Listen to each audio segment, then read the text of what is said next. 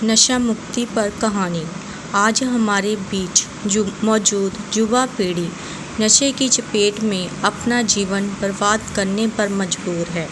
क्या कारण है कि एक बार नशे की गिरफ्त में आने के बाद इससे बाहर आना मुश्किल होता है। नशा मुक्ति केंद्र एक ऐसी ज़बरदस्त मोटिवेशनल कहानी है जो युवाओं का मार्गदर्शन करेगी। एक छोटा सा शहर था जहाँ गौतम नाम का लड़का अपने माता पिता के साथ रहता था। गौतम के पिता बैंक मैनेजर थे, लेकिन गौतम बेरोजगार था। दरअसल गौतम को कॉलेज के दिनों से ही नशे की लत लग चुकी थी, जिसने गौतम का जीवन बर्बाद कर दिया था। गौतम सारा दिन नशे में ही रहता था। उसकी हरकतों से उसके परिवार के साथ साथ सारा मोहल्ला परेशान था। कई बार गौतम नशे में सड़क पर हंगामा मचाने लगता, जिससे उसके पिता को जलील होना पड़ता। गौतम के पिता ने अपने बेटे का नशा छुड़ाने के लिए कई डॉक्टरों का दरवाज़ा खटखटाया, लेकिन उन्हें हर जगह निराशा ही हाथ लगी। आखिरकार गौतम की हरकतों से परेशान होकर उसके पिता ने उसे नशा मुक्ति केंद्र भेज दिया।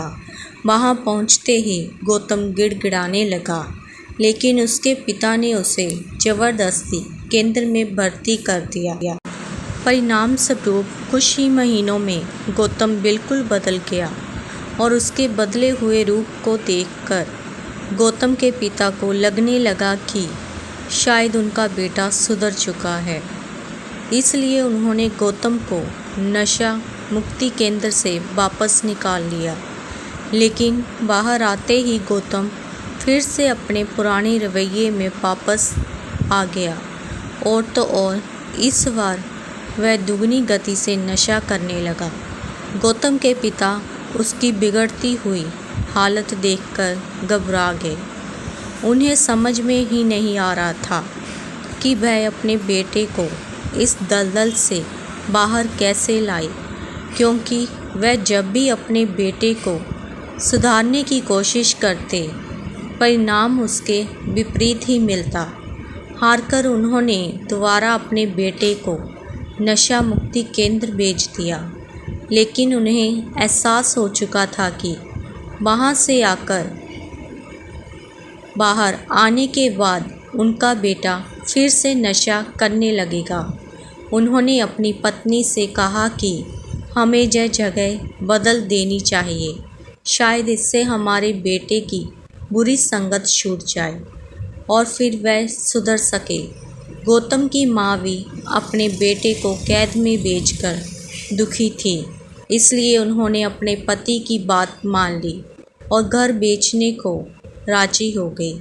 उन्होंने एक मकान के सौदागर को अपने घर के बारे में जानकारी दी। गौतम का घर एक अच्छे इलाके में था, इसलिए वह जल्दी घर के खरीदार पहुंच गए।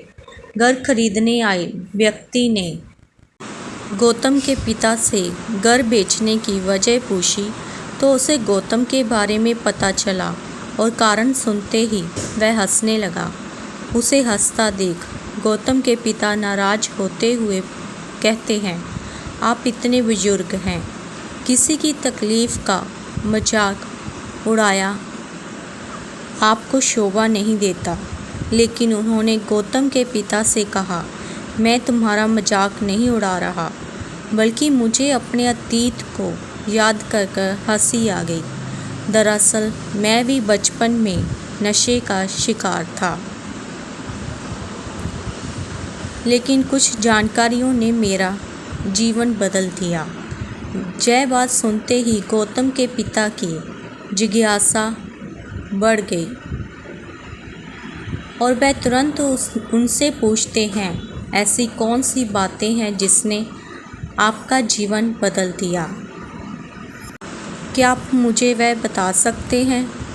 उन्होंने मुस्कुराते हुए कहा, हाँ हाँ ज़रूर, क्यों नहीं। आपको यह समझना होगा कि आपका बेटा नशे का इस्तेमाल आनंद पाने के लिए करता है। दरअसल आपका बेटा अपने माध्यम को मंजिल समझने लगा है। दुनिया में मौजूद भोग की कोई भी विषय वस्तु केवल नशा है। फिर भले ही वह खाना, पैसा या कोई भी चीज़ ही क्यों ना हो। आपको अपने बेटे को किसी सार्थक कर्म में समर्पित करना होगा। गौतम के पिता को उनकी बात समझ में नहीं आती, इसलिए वह उनसे सीधे तौर पर कहते हैं, मेरे बेटे के लिए कौन सा काम सही रहेगा जिससे उसका जीवन बदल सके। उन्होंने उत्तर देते हुए कहा, यह तो उसी को तय करना चाहिए। आप अपने विचारों से उसके मन को नहीं चला सकते।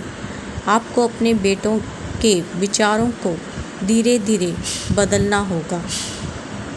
इसलिए उसे ऐसे केंद्र में भर्ती करवाइए जहां उसे जीवन की अच्छी शिक्षा दी जा सके, क्योंकि किसी भी व्यक्ति का शरीर उसके विचारों से ही संचालित होता है और अच्छे विचार प्राप्त करने के कई माध्यम हैं जिन्हें आपका बेटा चुन सकता है। तभी आप अपने बेटे को नशे से बाहर निकाल सकोगे। बस फिर क्या था, गौतम के पिता ने अपने बेटे के लिए एक आध्यात्मिक केंद्र चुना, जहां गौतम को मनुष्य के जीवन का महत्व पता चला। अपेक्षा के अनुसार धीरे धीरे गौतम ठीक होने लगा। कुछ ही महीनों में गौतम इतना बदल गया कि उसे पहचान पाना मुश्किल था। गौतम के माता पिता अपने बेटे के नए रूप को देख दंग रह गए। गौतम के पिता ने मन ही मन उस व्यक्ति को धन्यवाद दिया जिसकी सलाह ने गौतम का जीवन बदल दिया था।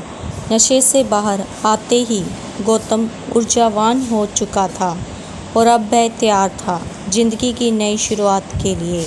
और इसी के साथ कहानी ख़त्म हो जाती है। Please guys, subscribe channel.